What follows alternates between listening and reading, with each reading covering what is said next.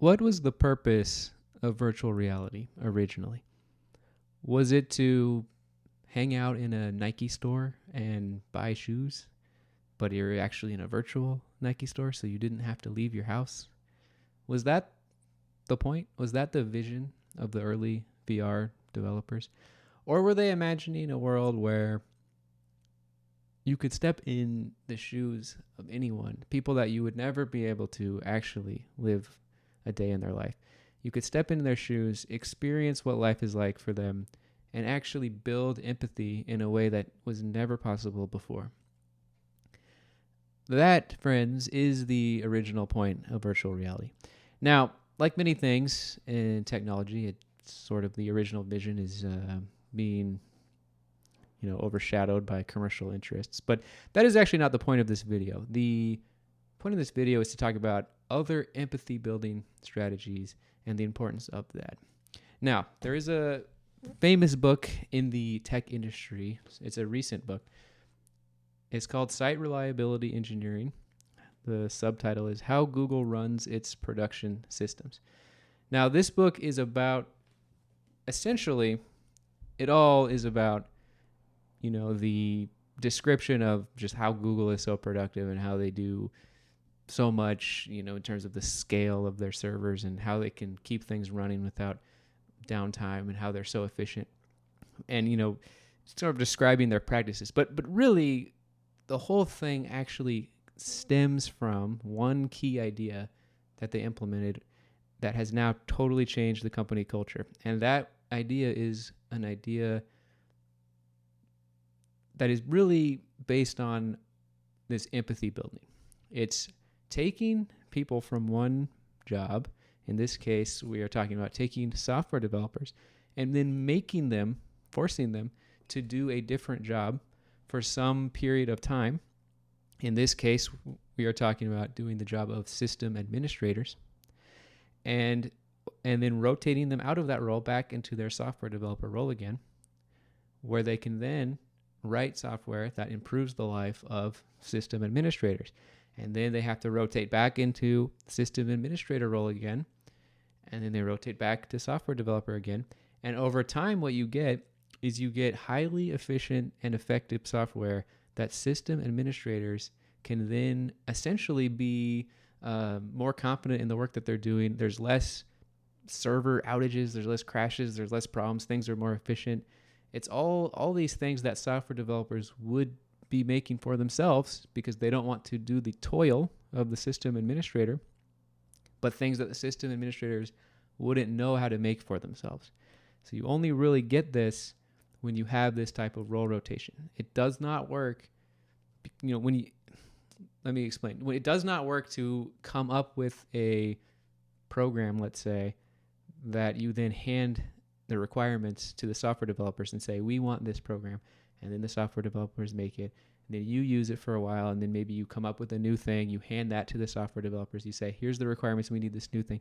That doesn't work as well as actually having the software developers do the job themselves.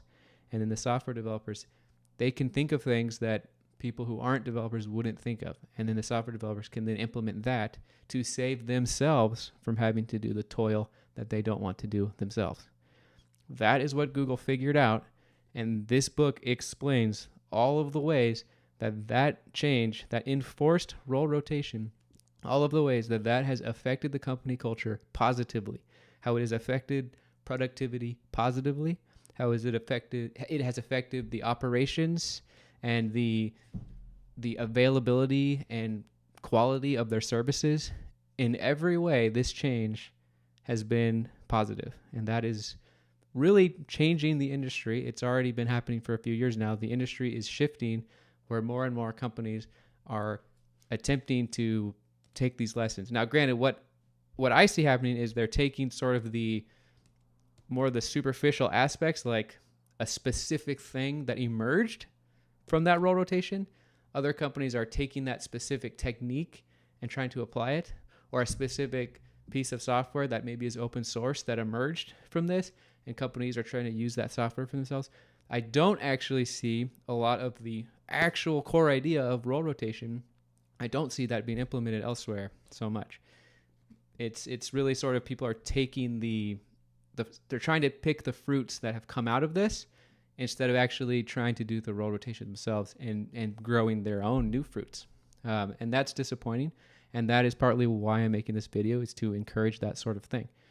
Now, recently I read a book that talked about this idea of role rotation from a very different perspective. This is a political book, not a technology book, but it actually talks a lot about this idea of role rotation in society in aspects that go way beyond just, having software developers automate something, right? We're not just talking about software developers automating the toil of a certain job.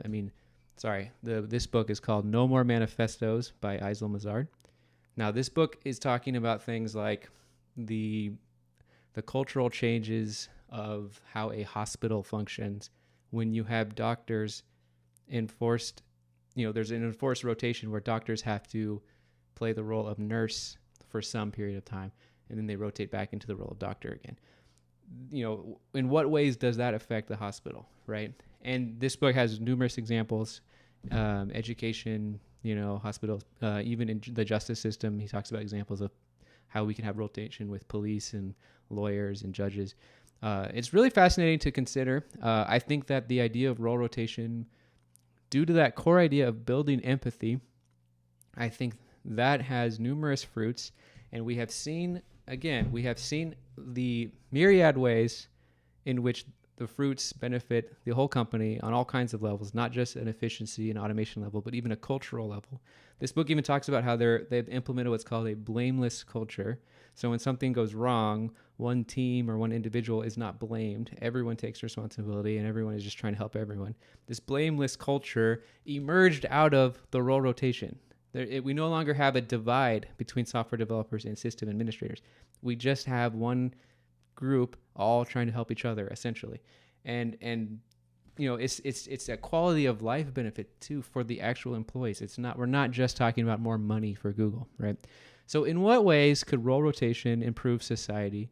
That's something I encourage my viewers to consider. And if you want to consider it more deeply on a more political level, I really encourage reading the book No More Manifestos by Eisel Mazard.